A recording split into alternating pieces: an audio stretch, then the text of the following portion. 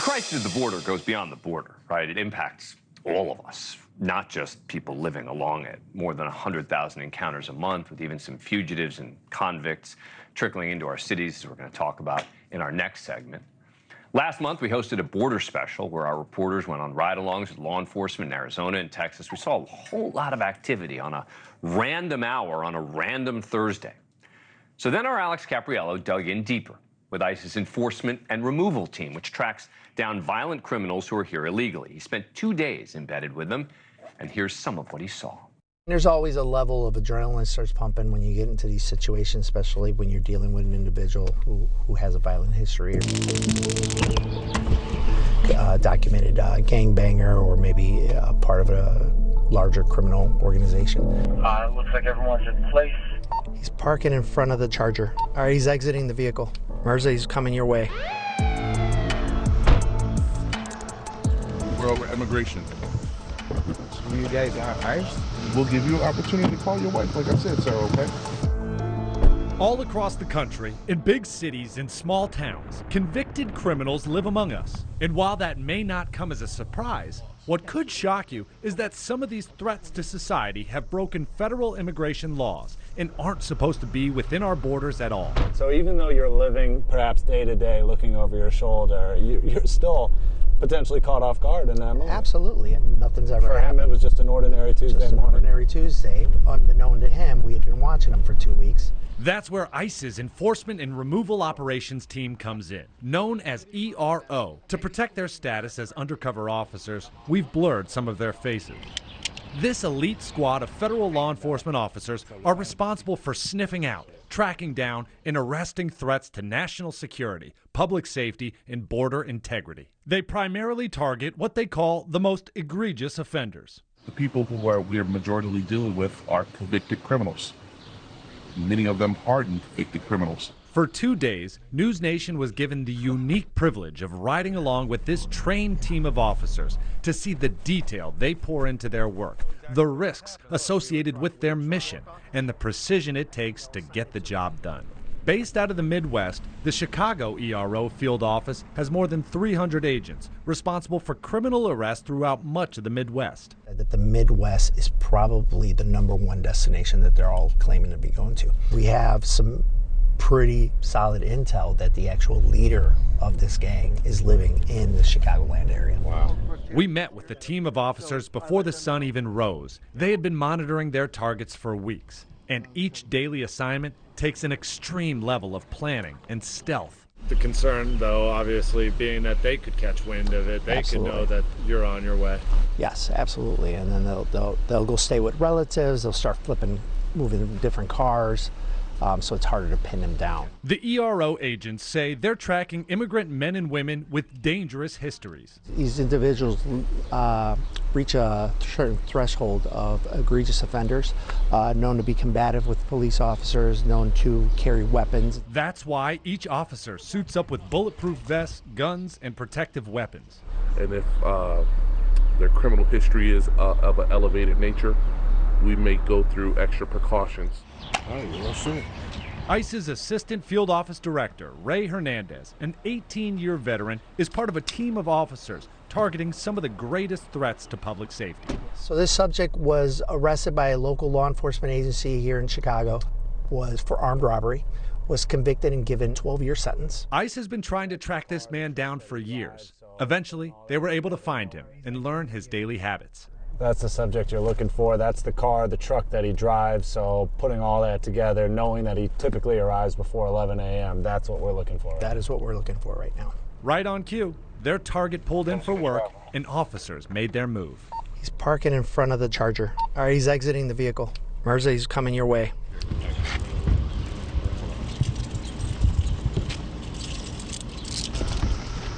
We're taking you in custody. Your immigration case, along with your criminal history, okay? Watch my head. Watch your head, sir. We're now at Skokie PD, about 2 miles away from where the original arrest happened. They brought him here because this is a secure location where they can show him the arrest warrant, his case number, and also put him in more comfortable handcuffs, because now begins the about hour-long ride to the detention facility where they'll continue on with the immigration proceedings.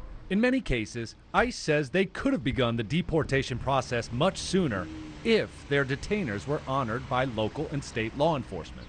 A week after his arrest, ICE issued a detainer. Subject went through the process through the correction facility. The correction facility didn't notify us of his release, released him to the public.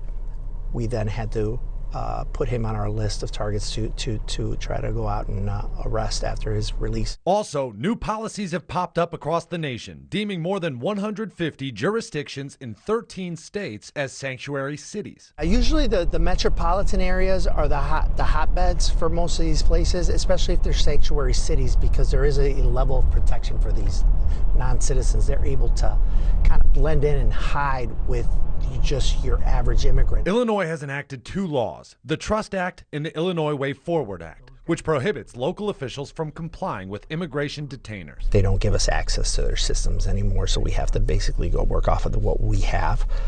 We've made contacts, but those contacts can't always cooperate with us. They can only give us this limited information. The following morning's target, Alejandro Requena Jr., who lives in Villa Park, Illinois. For 2 weeks, police officers have been conducting surveillance on this specific target, monitoring his work habits and schedule. Now 5 officers surround the building, waiting to make an arrest. We're almost getting to that point at 4:26. 4:30 estimated departure.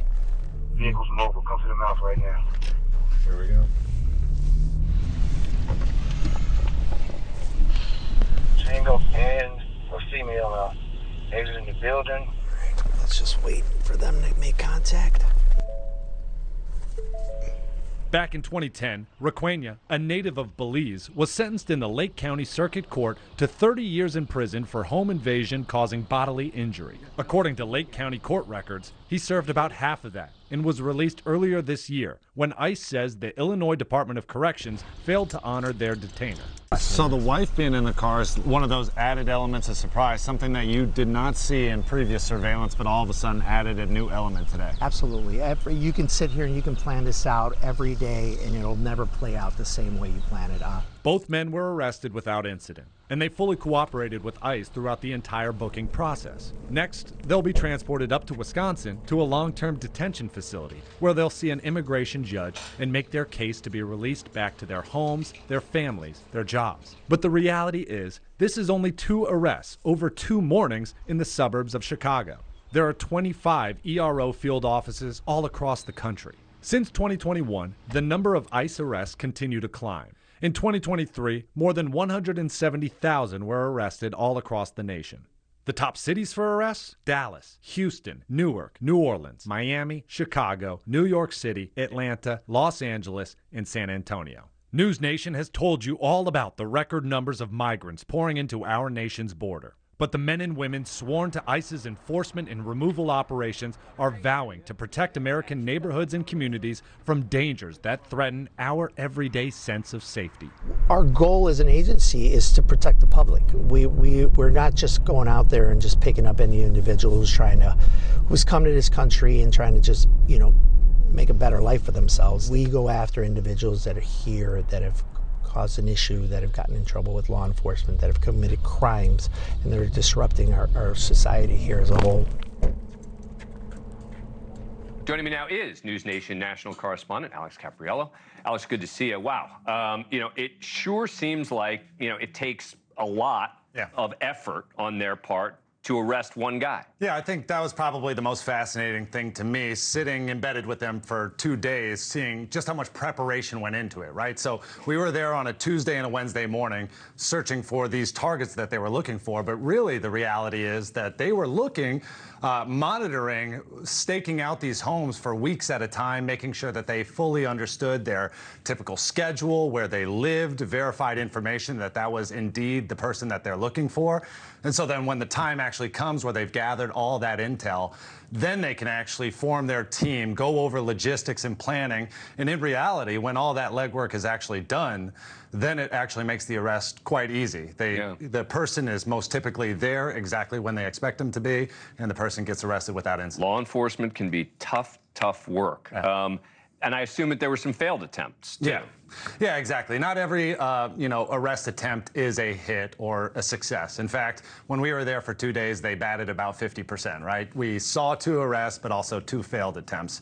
Part of it is because not all the pieces fit together exactly as you want. Perhaps that person, while you do expect them to come out at that exact time, just decides to go on vacation. They're just not there. And so you may do a lot of work and prep and intel, but unfortunately, it's just not always going to be a success. And then on top of that, ICE talks a lot about some of the roadblocks and hurdles that they have in terms of actually gathering sufficient intel, right? Sanctuary cities that choose either not to cooperate, or there's laws in place in which they actually can't physically cooperate with ICE. And so it's this constant game of cat and mouse, trying to figure out the best plan of action and hopefully crossing your fingers that it all goes as planned. And once again, law enforcement can be tough work. That's right. Alex, good to see you. Thanks for this. Appreciate it. Thank you for watching. Go to newsnationnow.com to find NewsNation on your cable provider. And don't forget to click the red subscribe button below to get more of NewsNation's fact-driven, unbiased coverage.